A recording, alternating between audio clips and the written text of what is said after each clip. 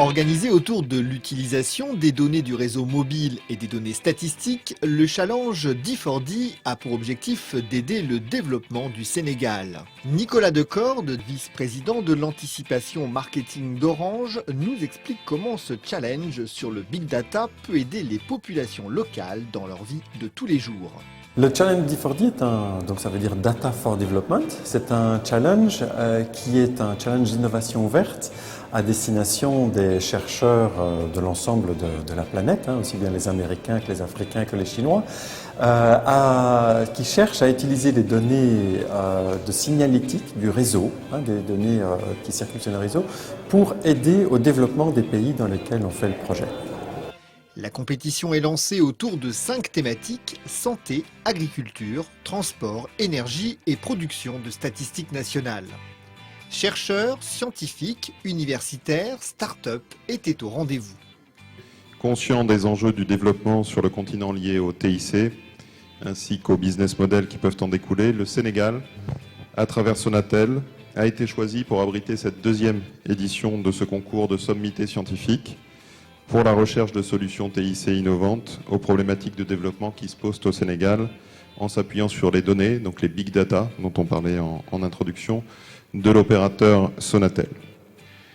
Il consiste donc à mettre à la disposition de la communauté scientifique et des développeurs informatiques qui se sont déjà, comme vous avez vu tout à l'heure dans la présentation de Nicolas, fortement mobilisés à travers le Sénégal, l'Afrique et le monde entier.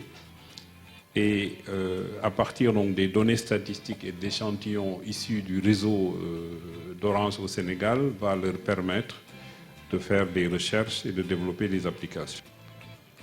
Nous sommes conscients des enjeux de développement durable et le groupe s'est lancé dans une démarche active et volontariste. Et nous pensons que notre rôle en tant qu'opérateur historique et puis en tant que leader du secteur des télécoms et aussi d'être un acteur majeur et un moteur de croissance pour le développement économique du Sénégal à travers notamment le développement de l'économie numérique. Un souhait, dès le début, d'impliquer les acteurs locaux, aussi bien au niveau des institutions, les ministères, les gens qui ont des données, qui ont dans leur mission d'aider au développement, de décider, d'apporter des modifications dans les politiques publiques, pour voir comment on peut aider en apportant quelque chose de nouveau qui puisse contribuer. Et également, bien penser à l'après-challenge. Préparer, anticiper, et c'est une des raisons pour lesquelles on vous remercie tous d'être ici, c'est de se dire, mais ça c'est de la recherche, comment va-t-on passer à la partie développement, à la partie implémentation?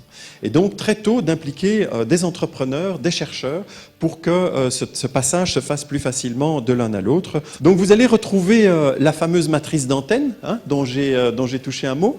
Donc au Sénégal, on a à peu près 1600 antennes, 1666 lignes.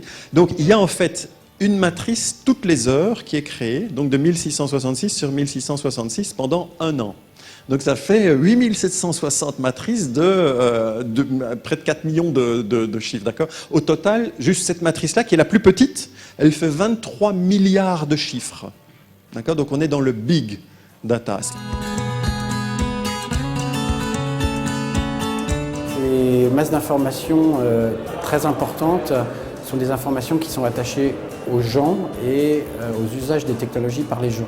On peut obtenir des informations qui sont très importantes, extrêmement riches et qui peuvent aider à avoir une image plus juste finalement de la société, de sa réalité, de la façon dont elle fonctionne, de faire de la prédiction et d'aider finalement au développement socio-économique d'un pays. Ensuite, il y a une phase plus technique dans laquelle on va extraire les données du réseau et on va les faire suivre un parcours vraiment d'anonymisation et puis de préparation pour les préparer pour les donner aux chercheurs.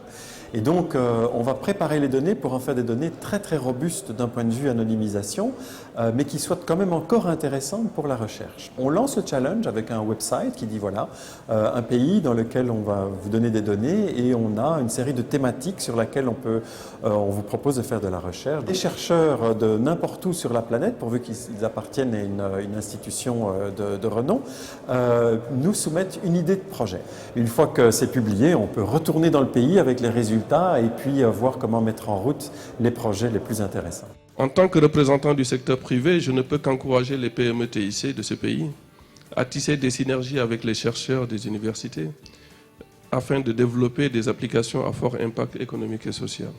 C'est pourquoi je salue donc encore une fois cette initiative d'E4D du groupe Orange et me félicite également de sa collaboration avec l'incubateur CETIC Dakar et les universités, car ensemble ils pourront produire des recherches de qualité, des applications TIC à impact social et surtout des PME qui seront la clé du développement technologique de notre pays. Donc j'espère que demain, sur la base de ces données libérées par Orange, l'ensemble de ceux qui vont s'atteler à créer des applications autour de cela, eh bien pourquoi pas parmi eux, il y aura un futur milliardaire, futur créateur d'un Google ou d'un Facebook africain.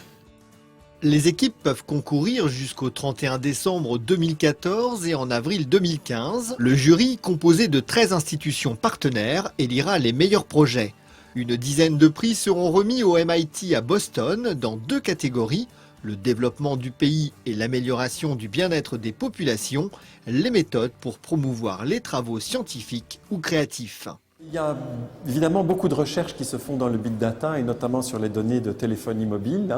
Et très souvent, c'est un opérateur qui fait appel à un laboratoire ou une université qui a accès à des données. Ce qui est unique dans notre cas, c'est de l'innovation ouverte.